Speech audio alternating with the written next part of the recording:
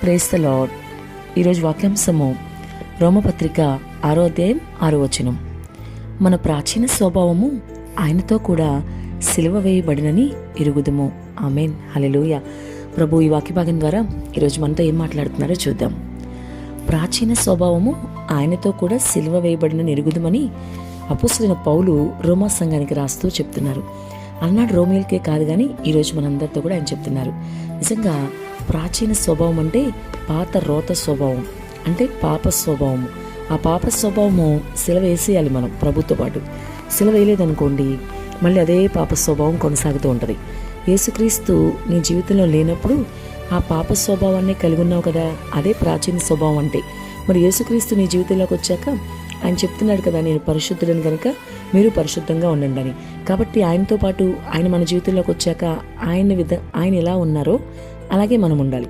ఆయనలాగే నీవు కూడా ఉండాలి. వింటున్న సహోదరి సహోదరుడా, నీవు కూడా ఆయనలాగే పరిశుద్ధంగా ఉండాలి.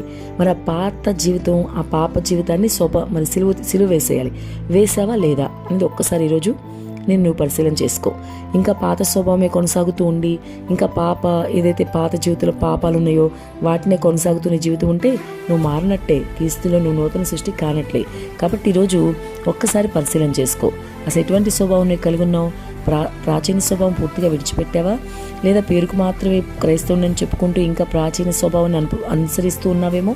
నువ్వు క్రీస్తులో కూడా నూతన పరచబడాలని కదా వాక్యం సెలవిస్తుంది. మరి ఇంకా పాత స్వభావం నీలో ఉంటే ఇప్పుడే విడిచిపెట్టమని మరి ప్రభు మాట్లాడుతూ ఉన్నారు. ఎప్పుడైతే నువ్వు నమ్మి బాప్సం పొందుకుంటావో ఆ బాప్సం తీసుకున్నప్పుడే నీలో ఆ పాత రోత స్వభావం అంతా విడిచిపెట్టాలి. అప్పుడే నువ్వు దానికి అర్హుడు అనమాట. ఒక్కసారి బాప్సం తీసుకున్నావు అంటే రక్షణ మార్గంలోకి నువ్వు ప్రవేశించినట్టే. ఇంకా రక్షణ మార్గంలో ఉన్న నువ్వు ఆ రక్షణని మరణం వరకు, అంటే అంతం వరకు మరి నమ్మకంగా కొనసాగించుకోవాలి. అప్పుడు నీకు నీ మరణం తర్వాత కూడా అది నీకు లాభకరంగా ఉంటుంది. అపోస్తలుడైన పౌలు అంటున్నాడు కదా, నాకు బ్రతుకుటే క్రీస్తే, చావైతే లాభం అంటాడు. అంటే నేను క్రీస్తు కోసమే బ్రతుకుతాను, చనిపోతే లాభం నాకు క్రీస్తుతో ఉంటాను అని అర్థం. అలాగే నీవు కూడా అటువంటి అనుభవంలోకి రావాలంటే నీ ప్రాచీన స్వభావాన్ని, మళ్ళీ చెప్తున్నాను, ప్రాచీన స్వభావం అంటే పాత రోత జీవితంలోని పాప స్వభావం, దాన్ని ఖచ్చితంగా విడిచిపెట్టాలి. ప్రతి పాపము విడిచిపెట్టాల్సిందే. చాలామంది అడుగుతారు కదా, 100 పాపాలు ఉంటే 99 విడిచిపెట్టేసే కదా, ఇంకొక్కటే కదా నేను విడిచిపెట్టింది, అది కొనసాగిస్తాలే అనుకోవచ్చు చాలామంది.